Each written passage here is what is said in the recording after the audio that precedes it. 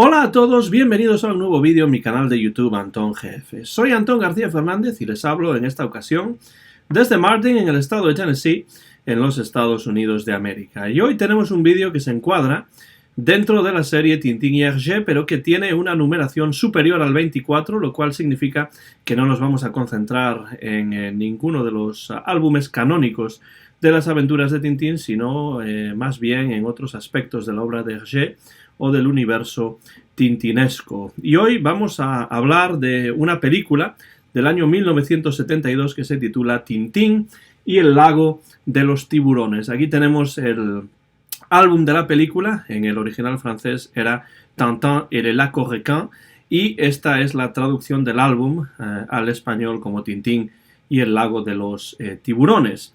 En aquellos momentos, en el año 1972, esta era la tercera película de animación que se realizaba en torno al personaje de Tintín, después del Cangrejo de las Pinzas de Oro, una película pionera en este sentido en los años 40, y El Templo del Sol, del año 1969. Por supuesto, estas dos son adaptaciones de álbumes originales de Tintín, pero además, si hablamos de películas de o sobre Tintín, pues se habían realizado también dos películas con actores que no eran adaptaciones de álbumes. Me refiero a El misterio del toisón de oro y también Tintín y las naranjas azules. Tintín y el lago de los tiburones de alguna manera aúna estos dos acercamientos fílmicos a Tintín, porque es una película de animación, pero el guión es original, no es una adaptación de un álbum de Tintín, de una aventura de Tintín ya publicada en formato de álbum. Es una película, al igual que El Templo del Sol, producida por los estudios Belvision de Bruselas, unos estudios dirigidos por Raymond Leblanc, que recordarán ustedes porque era socio, o fue socio de Hergé en el Journal Tintin, en el semanario Tintín, y estos estudios Belvision bruselenses ya habían realizado películas sobre los personajes de Asterix y Lucky Luke, además de El Templo del Sol sobre Tintín. Para Tintín y el lago de los tiburones, el guión es original, como digo, pero no es un guión que sale de la pluma de Hergé, sino que el guión se le confió a Michel Régnier, un hombre que solía firmar sus trabajos con el seudónimo de Greg. Hergé simplemente se limitó a supervisar este guión, lo cual nos da una idea de que quizá Hergé no parecía estar demasiado interesado en el proyecto ya desde el principio, porque si no quizás se habría ocupado de escribir el guión él y no simplemente supervisarlo. Ya digo que el guión parte de la pluma de Greg o Michel Régnier.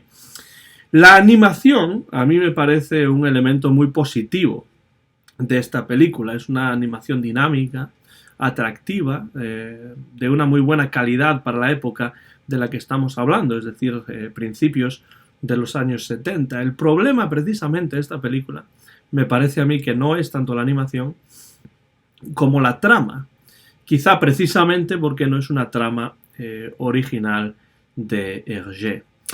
Y llegados a este punto creo que hay que hablar un poco acerca de la trama, precisamente la historia que se cuenta en Tintín y el lago de los tiburones. La trama gira alrededor de un invento del profesor Tornasol que permite hacer copias exactas de objetos, pero que todavía no está perfeccionado este invento.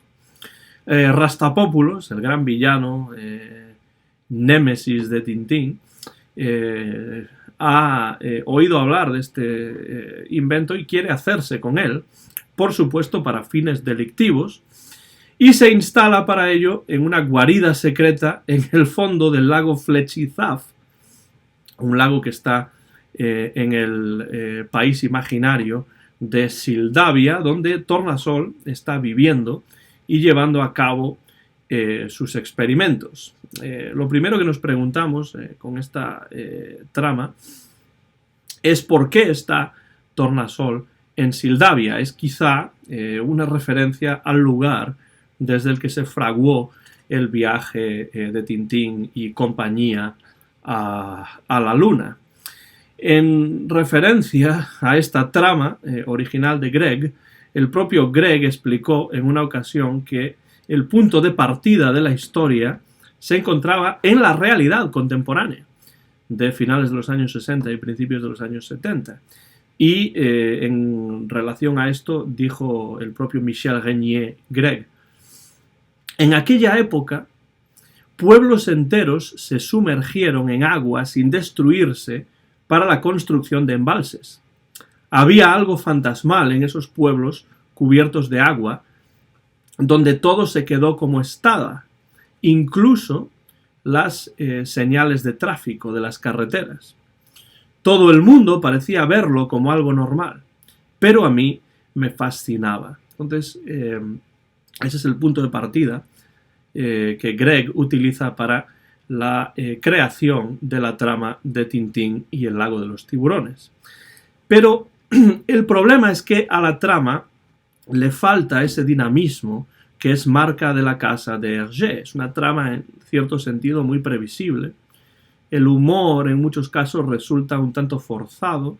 Los personajes que aparecen, que son muchos de los personajes que conocemos del universo de Tintín, pues Tintín, Milú, el Capitán Haddock, el Profesor Tornasol, Rastapópulos, incluso la Castafiore aparece por ahí, Hernández y Fernández también tienen su aparición en esta película. Pues los personajes a veces parecen caricaturas de sí mismos. No tiene esta trama la chispa, no tiene tampoco el ingenio que normalmente asociamos con Hergé, y eso yo creo que es porque, bueno, pues Hergé no participa en la creación de esta trama y simplemente supervisa lo que hace Renier.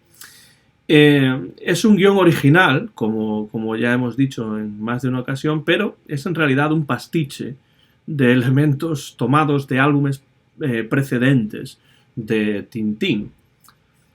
Por ejemplo, hay elementos que podemos encontrar ya en La oreja rota, la perla robada del museo al principio. Aquí pues nos recuerda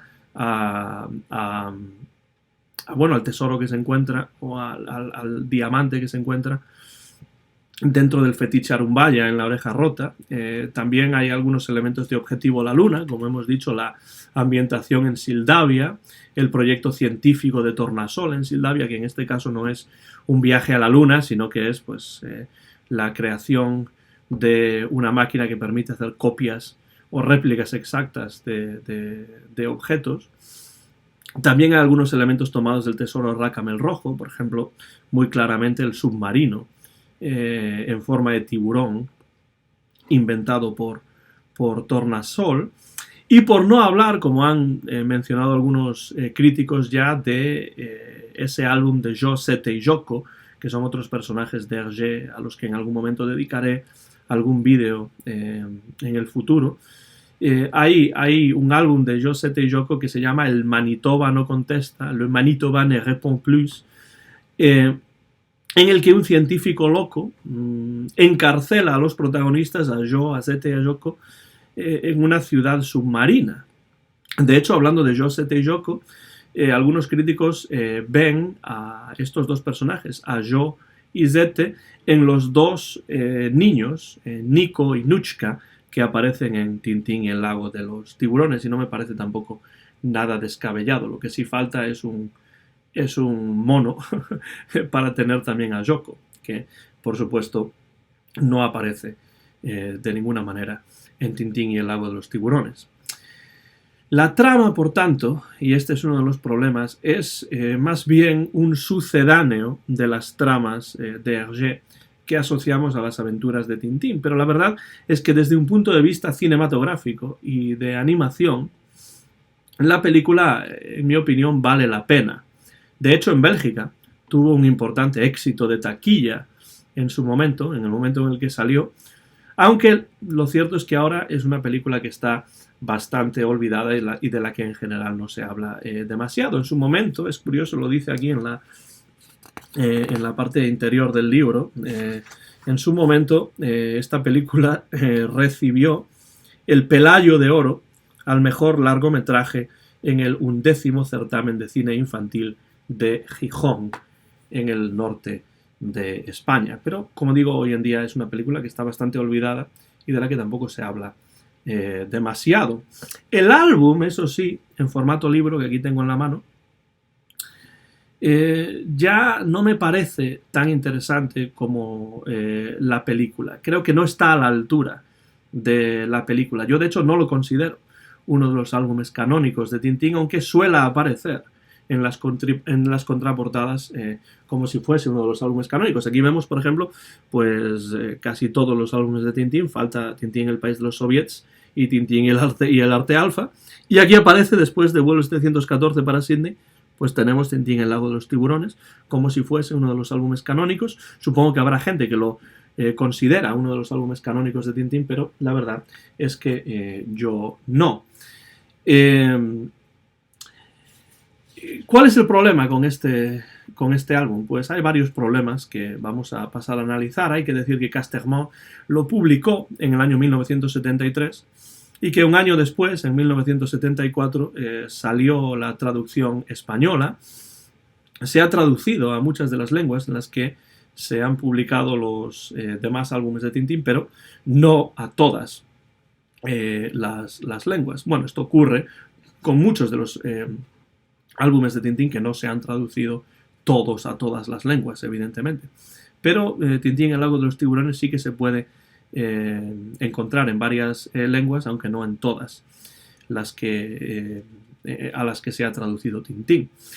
Uno de los problemas de este libro, de este álbum, Tintín, el lago de los tiburones, es que las viñetas son fotogramas tomados de la película con globos que reproducen parte de los diálogos del guión de Greg. Esto lo podemos ver pues abriendo cualquiera de las páginas. Ahí vemos, por ejemplo, cómo las viñetas son fotogramas tomados de la película y después se añaden algunos globos ahí pues para plasmar los diálogos.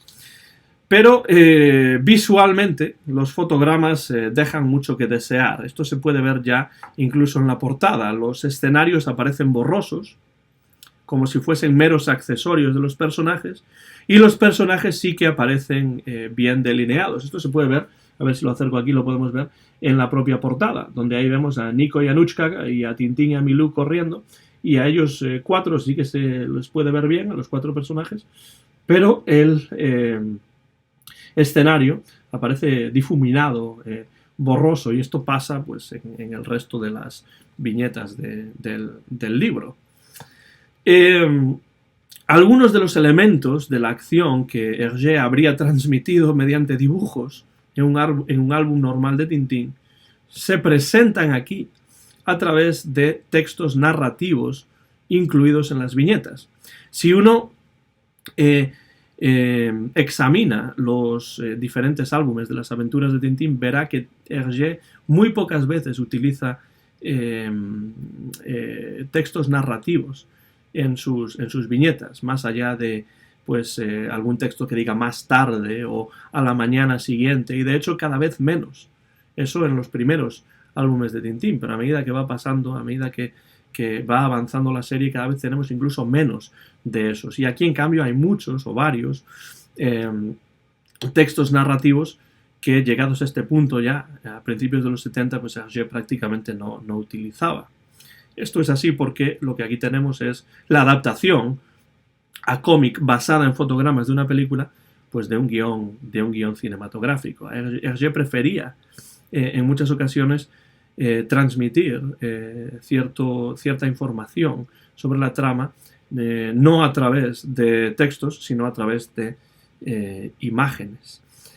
Y esto lo que hace es que en la versión del libro, en la versión en formato libro, en formato álbum, la trama parezca, si cabe, todavía más simple y los personajes todavía más caricaturescos en el libro que en la película. El libro, además, se queda en un volumen de 44 páginas en lugar de las típicas 62 que podemos encontrar en los álbumes normales.